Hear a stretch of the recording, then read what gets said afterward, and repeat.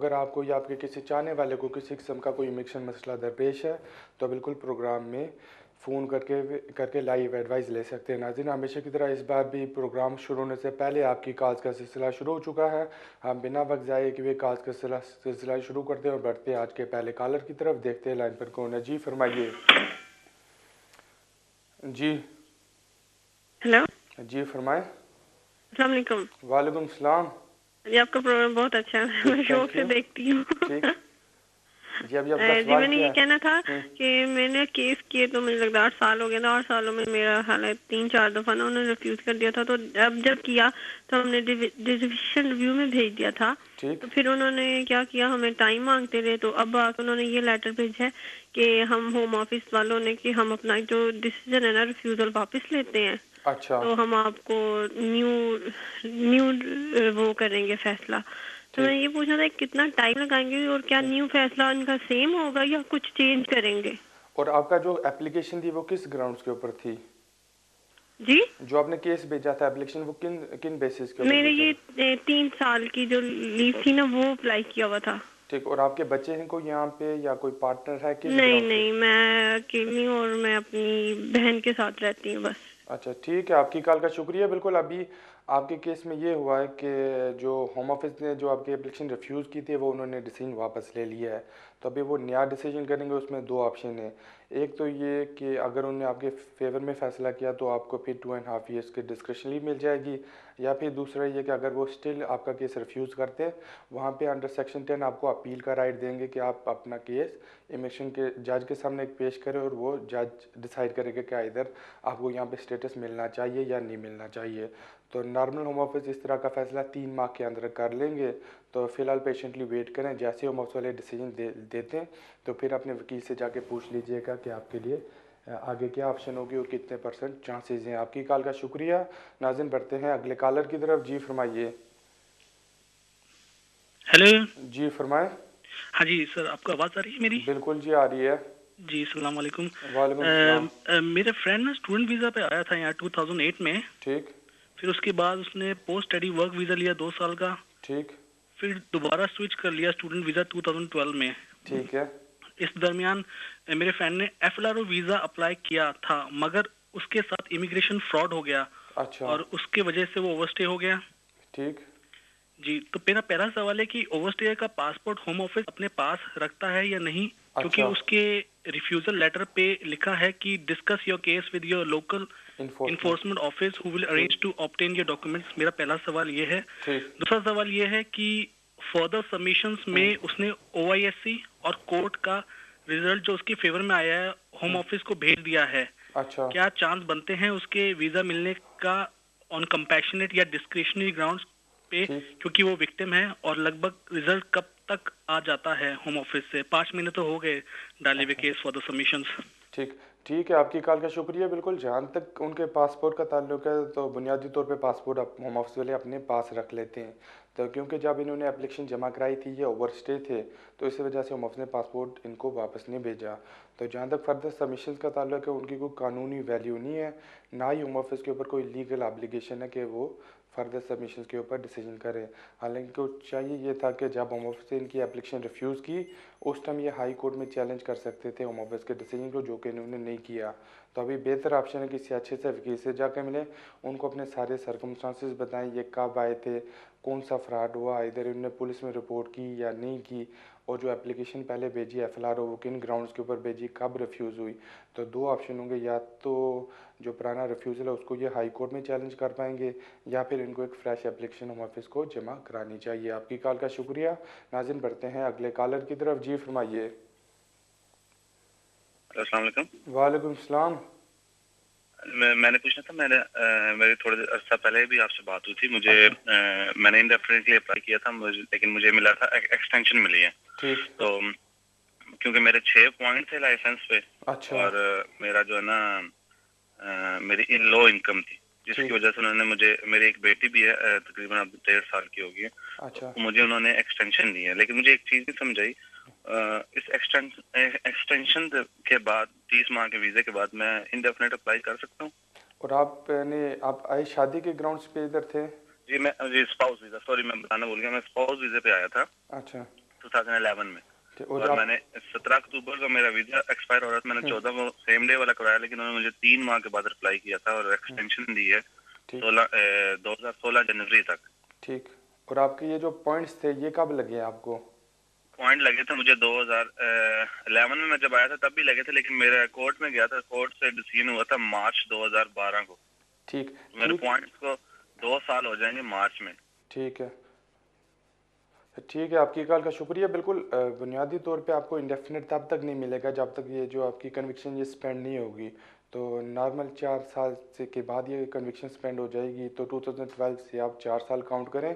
जब आपके 4 साल कंप्लीट हो जाएंगे उसके बाद आप इंडेफिनिट के लिए अप्लाई कर सकते हैं। उससे पहले आपको एक्सटेंशन ही लेनी पड़ेगी। आपकी कॉल का शुक्रिया। नाज़िन बढ़ते हैं अगले कॉलर की तरफ। जी फरमाइए। हेलो, अस्सलाम वालेकुम। वालेकुम सलाम। जी, मैं सलीम बात कर रहा हूँ लंदन से। जी। मेरे 2 सवाल है। पहला सवाल ये है कि मुझे मतलब इस साल दिसंबर में 9-10 ईयर्स हो जाएंगे लॉन्ग रेजिडेंसी पे। ठीक। और मेरी जो वाइफ है जो EU नेशनल है, मगर मेरी से डिवोर्स हो चुकी है। ठीक। तो मैं अब जो हूँ कि मतलब फर्दर का मतलब EU की बेस पे अप्लाई करूँ या लॉन्ग रेजिडेंसी के ऊपर अप्लाई करूँ दिसंबर में। और दूसरा सवाल ये है कि मेरे लाइसेंस पे ना 6 पॉइंट्स हैं जो कि मतलब पुलिस ने मुझे दिए, कोर्ट अपीयरेंस नहीं हुई है। मतलब वो सेटल वो है, सेटल पॉइंट्स है। तो प्लीज मुझे डिटेल में बता दीजिए। ठीक है, आपकी कॉल का शुक्रिया। बिल्कुल, जहाँ तक आपके इंडेफिनिट का ताल्लुक है तो लॉन्ग रेजिडेंसी ग्राउंड्स के ऊपर आप इंडेफिनिट नहीं अप्लाई कर सकते हैं, क्योंकि अभी जो आपके पास स्टेटस है वो अंडर इमिग्रेशन रूल्स नहीं मिला, बल्कि आपको यूरोपियन रेगुलेशन के अंदर मिला है। तो जो यूरोपियन रेगुलेशन के अंदर आपको स्टे मिला है 5 साल का, ये 10 साल की बेसिस में काउंट नहीं होता। तो अभी आपको यही चाहिए, आप किसी अच्छे से वकील से जाके मिलें, उनको सारे सर्कमस्टांसेस बताएं कि आपकी वाइफ किस कंट्री से थी, कब आपकी शादी रजिस्टर हुई, कितना अर्सा आप साथ रहे हैं, डिवोर्स हुई है या नहीं हुई, या फिर किसी ने पिटीशन जमा कराई है या नहीं कराई। वो सारे सर्कमस्टांसेस देख के बताएंगे कि कब आप इंडेफिनिट के लिए क्वालिफाई होंगे। बहरहाल मगर आप 10 साल की बेसिस के ऊपर अप्लाई नहीं कर सकते, क्योंकि वो आपका कंटिन्यूस पीरियड नहीं कंसीडर करेंगे। आपकी कॉल का शुक्रिया। नाज़िन बढ़ते हैं अगले कॉलर की तरफ। जी फरमाइए।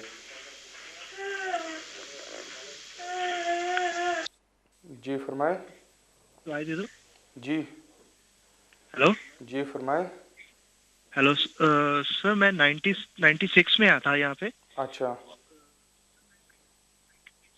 और मेरे को उसके बिहार पे इंडेफिनिट मिला है 14 साल लॉन्ग रेजिडेंसी पर। ठीक। और मैं इसके पूछना था कि मैं ब्रिटिश नेशनलिटी के लिए कब अप्लाई कर सकता हूँ। ठीक। और second thing, British nationality apply करने के लिए कौन से डॉक्यूमेंट चाहिए होते हैं। ठीक। थैंक यू सर, यही पूछ। ठीक है, आपकी कॉल का शुक्रिया। बिल्कुल, जो नेशनलिटी आप अप्लाई करेंगे वो बुनियादी तौर पे 5 साल की लीगल रेजिडेंसी की बेसिस के ऊपर अप्लाई करेंगे।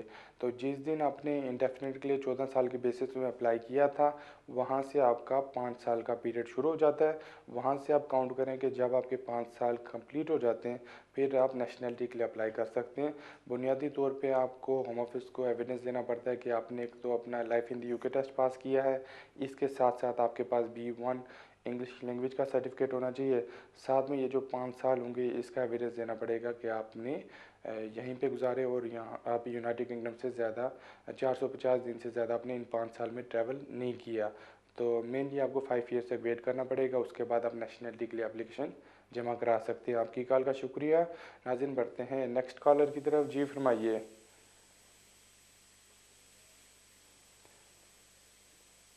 जी फरमाएं।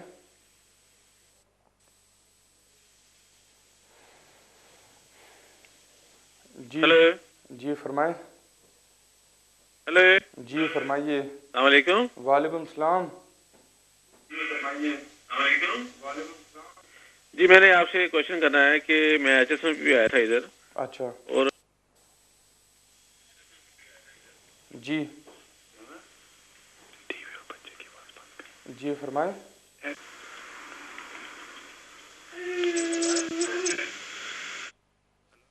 हेलो। मेरे पास। जी फरमाइए। हेलो। जी। आप अपनी टीवी की धीमी वॉल्यूम करके मुझसे बात करें। हेलो। ठीक। ठीक। ठीक है। हेलो। हेलो। जी फरमाएं। हाँ जी, मेरी आवाज आ रही है आपको? बिल्कुल जी, आ रही है, आप फरमाएं। अच्छा, मैं अभी कॉल मेरी ड्रॉप हो गई थी, मैं वो बता रहा था पॉइंट्स वाली बात। मेरे 2000 मैं जब गया था होम ऑफिस, तो मुझे उन्होंने बताया था कि आप 2000 मार्च 2014 के बाद इंडेफिनिट अप्लाई कर सकते हैं, अभी हम आपको एक्सटेंशन देंगे। ठीक। मुझे तो अभी उन्होंने एक्सटेंशन दे दी है। ठीक। अभी प्रॉब्लम ये है कि मेरा और वाइफ का आपस में प्रॉब्लम चल रहा है। ठीक। मैंने पूछना था, अगर मेरी डिवोर्स हो जाती है ठीक। तो उसके बाद मेरा स्टेटस क्या होगा, और मैं इंडेफिनिट अप्लाई कर सकता हूँ कि नहीं?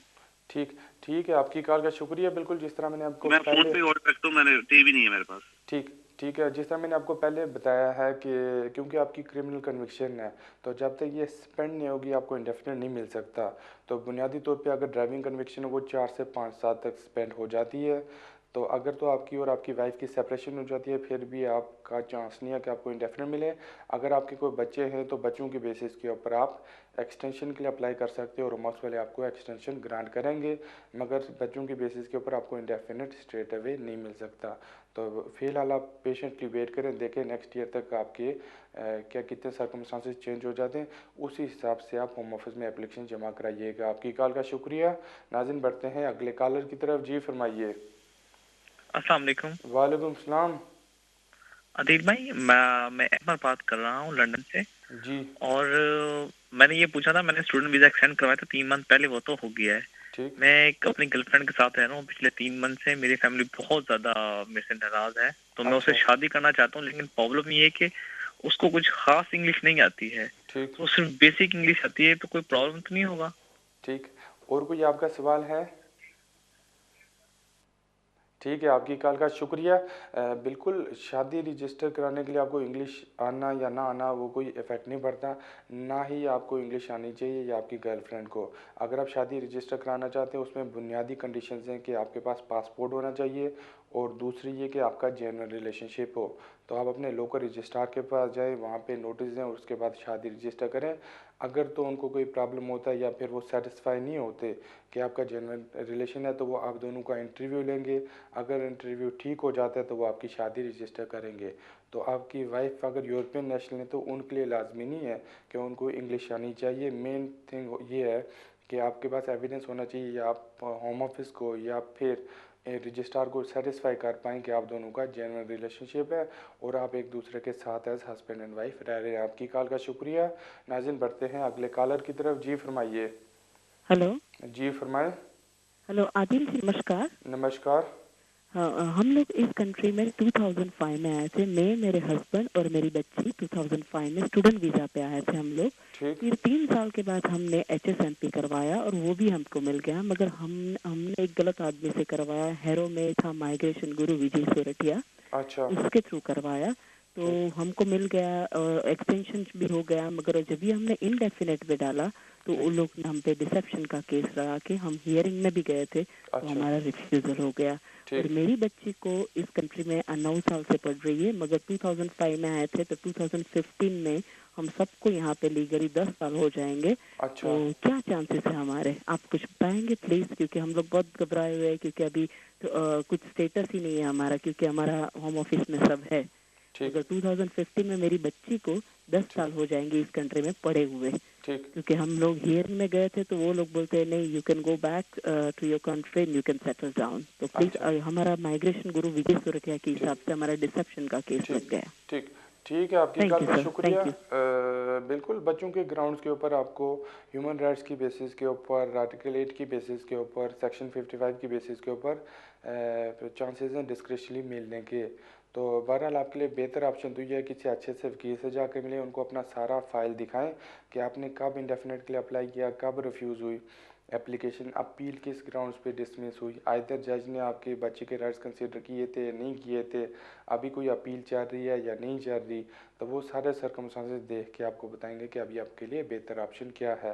मगर बच्चे की बेसिस के ऊपर बिल्कुल आप होम ऑफिस में एप्लीकेशन दायर जमा करा सकती हैं। आपकी कॉल का शुक्रिया। नाज़रीन, बढ़ते हैं अगले कॉलर की तरफ। जी फरमाइए। जी जी फरमाएं। हेलो जी सर, मुझे क्वेश्चन करना है कि मेरी मदर की उम्र ओवर 60 है और उसको जैसे लिए इंडिया से किसी लेडीज को अगर बुलाना है उसका काम करने के लिए, ठीक। बुला सकते हैं या नहीं? उसके पास ब्रिटिश पासपोर्ट है, सीजन प्लस पेंशन क्रेडिट पे है अभी, ठीक। और हाउसिंग बेनिफिट पे उसको रेंट घर है। अच्छा ठीक है, आपकी कॉल का शुक्रिया। बिल्कुल इसमें ये हुआ कि अप्रैल 2012 के बाद जो डोमेस्टिक वर्कर कैटेगरी थी उसमें होम ऑफिस ने काफ़ी ज़्यादा चेंजेस कर दिए हैं। तो अभी ये काफ़ी मुश्किल होगा आपकी मदर के लिए कि किसी को इंडिया से एज ए डोमेस्टिक वर्कर बुलाना। तो बेहतर है इधर कोई लोकल देखें, अगर आप मिल जाए तो उससे बात बन सकती है, मगर इंडिया से बुलवाने के लिए काफ़ी दिक्कत होगी। मुझे मुश्किल लगता है कि आप बुला पाएंगे। आपकी कॉल का शुक्रिया। नाज़रीन बढ़ते हैं अगले कॉलर की तरफ। जी फरमाइए। हेलो जी फरमाएं। हेलो जी फरमाएं। हेलो जी फरमाइए, आपकी आवाज़ आ रही है। सर मैं नदीम बोल रहा हूँ। जी। तो मेरे फ्रेंड का एक प्रॉब्लम ये है कि वो ओवर स्टे हो गया तकरीबन कोई 9-10 महीने से, उसको थोड़ा सा प्रॉब्लम बने हुए थे। तो वो अब शादी कर रहा है, तो क्या वो यूरोपियन लड़की से, उसकी जेन्युइन शादी है, शादी कर सकता है? अगर शादी कर सकता है तो उसके लिए कोई इमिग्रेशन का ये प्रॉब्लम तो नहीं होगा? ठीक ठीक है, आपकी कॉल का शुक्रिया। बिल्कुल आपके फ्रेंड को चाहिए कि शादी करने से पहले होम ऑफिस में कोई एप्लीकेशन जमा कराए, कोई एप्लीकेशन दायर कराए, क्योंकि अगर वो स्ट्रेट अवे रजिस्ट्रार के पास जाता है वहाँ पे इमिग्रेशन आके उसको डिटेन कर सकते हैं, अरेस्ट कर सकते हैं, क्योंकि अभी उसके पास कोई लीगल बेसिस नहीं है कि जिस बेस पे वो यहाँ पे रह रहा है। तो पहले कोई एप्लीकेशन अपनी लगाए, उसके बाद शादी रजिस्टर करे, फिर जाके शादी के बेसिस पे इसको स्टे मिलेगा। तो किसी अच्छे से वकील से जाके सलाह मशवरा करे, वो इसको पूरा रूट बताएंगे कि किस रूट को फॉलो करेगा तो यहाँ पे इसको स्टे मिल सकता है। आपकी कॉल का शुक्रिया। नाज़रीन बढ़ते हैं अगले कॉलर की तरफ। जी फरमाइए। जी।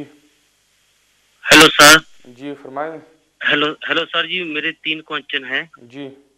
तो पहला तो ये है कि आपका और नंबर कौन सा है जो आपको फिर कभी कॉल चलती वीक में बात करनी हो? ठीक। दूसरी ये बात है सरकार के मैं 2006 में आया था। अच्छा। तो उसके बाद मेरे उधर फिंगरप्रिंट हुए थे, सब कुछ हुआ था। अच्छा। उन्होंने फोटो भी खींची थी। ठीक। उसके बाद मेरे इधर 1-2 बार मैं फिर भी पुलिस स्टेशन गया, वैसे रास्ते में पकड़ा गया तो मेरे अच्छा। फिंगर नहीं निकले। ठीक। तो मैं अगर केस लगा सकता हूँ कोई? ठीक ठीक है, आपकी कॉल का शुक्रिया। बिल्कुल जहाँ तक नंबर का ताल्लुक है, आप प्रोग्राम ख़त्म होने पे इसी नंबर पे फ़ोन कीजिएगा, वो आपको नंबर दफ्तर का दे देंगे। जहाँ तक आपके केस का ताल्लुक है, तो क्योंकि आपने असाइलम नहीं क्लेम की थी, अगर तो आप असाइलम क्लेम करते मार्च 2007 से पहले, फिर आप लेगेसी में एप्लीकेशन करा सकते थे। क्योंकि आपने असाइलम नहीं मांगा तो लेगेसी में आप आते नहीं हैं, मगर ह्यूमन राइट्स की बेसिस के ऊपर आप एप्लीकेशन जमा करा सकते हैं। किसी अच्छे से वकील से जाकर मिले, उनको सारे सर्कमस्टांसेस बताएं कि यहाँ पे आपने किस हद तक अपनी लाइफ इस्टेब्लिश कर दी है, आइदर आपके नाम पे कोई बिल वगैरह, बैंक स्टेटमेंट वगैरह है नहीं है, किसी के साथ कोई रिलेशनशिप है नहीं है, यहाँ पे कोई आपका फैमिली मेम्बर है या नहीं है। वो सारे सर्कमस्टांसेस देख के आपको बताएंगे कि कितने % चांसेस हैं कि ह्यूमन राइट्स के ऊपर यहाँ पे आपको स्टे मिले। आपकी कॉल का शुक्रिया। नाज़रीन बढ़ते हैं अगले कॉलर की तरफ। जी फरमाइए। जी। हेलो। जी फरमाएं। हाँ नमस्कार। नमस्कार। सर मैं पूछना चाहता था, मेरे पास ऑलरेडी 2 साल का वीज़ा था। ठीक। तो अभी मेरी जो 2 साल का वीज़ा जिस कंपनी से मिला था वो अभी सस्पेंड हो गया था। ठीक। तो मैंने लास्ट 6 वीक पहले बाई हैंड अप्लाई दोबारा दूसरी कंपनी से किया था। अच्छा। तो बाई हैंड जाके उन्होंने फिंगर वगैरह सब कुछ ले लिया है, अभी कोई उसने डिसीजन नहीं दिया कोई अभी तक। बाई हैंड ही किया था मैंने, बाई हैंड प्रीमियम एप्लीकेशन दी थी। ठीक। तो कोई अभी तक कोई डिसीजन 6 वीक हो गया है। अच्छा। तो हमें क्या करना चाहिए? फ़ोन करना चाहिए उसे, क्या नहीं करना चाहिए? ठीक ठीक है, आपकी कॉल का शुक्रिया। बिल्कुल बाज़ औक़ात होम ऑफिस वाले इस तरह के केसेस को होल्ड पे रख लेते हैं। तो क्योंकि अभी आपने 6 वीक पहले ये एप्लीकेशन जमा कराया है, तो मेरा मशवरा है 8 वीक्स तक वेट करें। अगर 8 वीक्स तक होम ऑफिस से कोई रिस्पांस नहीं आता, फिर उनको आप फ़ोन कर सकते हैं या फिर चिट्ठी रिमाइंडर लिख सकते हैं, वो आपको बताएंगे कि डिले किस लिए है। तो फिलहाल आपको कोई फ़िक्र करने वाली बात नहीं है, क्योंकि एप्लीकेशन उन्होंने एक्सेप्ट कर ली है।